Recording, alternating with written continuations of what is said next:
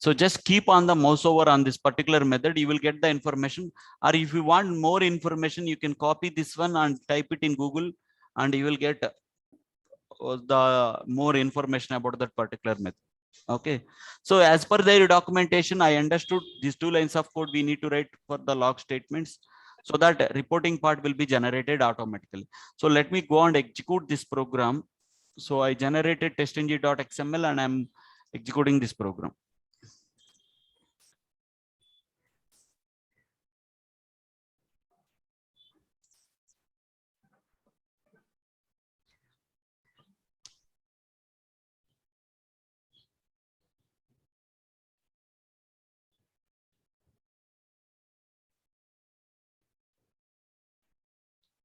Right. So my program got executed. After executing testng.xml, you should not supposed to go to test output folder emailable report, because this is an extent reports. So the extent reports where it has to generate the extent report and everything. In step 3, I mentioned. So this is the document. So this is the main point I told you, right? So in C drive, HTML report folder contains at this location, your extent report will be generated. So I'm going and I'm copying this path.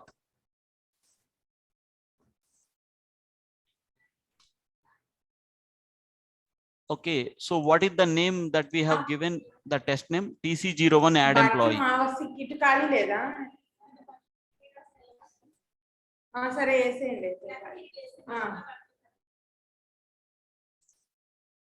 So the test script name is TC01 add employee, and the extent report dot name TC01 add employee, and this is the date time and dot HTML. So that is the one, TC01 add employee, and this is the one, not this is the one. Okay, let me do sort by date modified. Yeah, this is the one. It has been generated. TC01 add employee and timestamp has been generated. So this is the folder has been created at this folder, and here it contains extent report.html page. Open with HTML report. Open with Google Chrome. See here, you could able to see extent report.html page. It will generate like this. And if you want to see the screenshots, you can able to see the screenshots like this. Okay, so that means so if you join in any of the projects, okay, people might follow customized emailable report. People might follow org.testng.reporter class. Okay, then you have to write reporter.log statement. If people are using customized emailable report, they will import reporter1 class and they will create object and r1.take screenshot auto. So like that, the log statement I have written in my project. And some projects, they might follow extent reports. In that case, you have to follow the steps like this. So you need to copy these 5 lines of code for importing of the supporting class files. Okay, and step 2, you need to copy this is the lines of code for declaration. Okay, and step 3, where the extent report.html reports path is being generated, you can specify our D drive or E drive, or wherever you want to change the path, you can change it, so that in that location the screenshot folder and folder name will be created and all the test snapshot will be placed at that location. So simply you can copy these lines of code after launching the browser. And mainly these are the 2 lines of code I'm writing for to generate the log statement. And whatever login page entered password that is generated, see login page entered password, and login page clicked on sign in, the log statement and screenshot, it is being generated automatically because you have written those lines of code and it is generated. And finally, if you don't write extend.flash, extend HTML report, it won't be generated. Okay, so the objective of lab number 8, 9, and 10 is, if you join in any of the project, okay, people will has to guide how to write log statement. Okay, if you are not sure about log statement, how to write the log statement, might be your program will be executed, but your program execution will be successfully completed. But if you are not writing log statement, your snapshots, nothing will be generated for the program execution. So end of the day, output report is important. So you need to focus how the object has been created and how people are writing log statement. That is the main key attention point you need to observe in the code. Okay, and if you are not able to clearly understanding, you can ask your team member how the process wise they are following.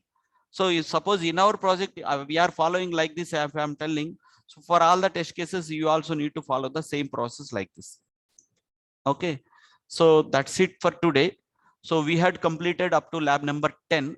So we had completed emailable reports, extent reports, and customized emailable reports.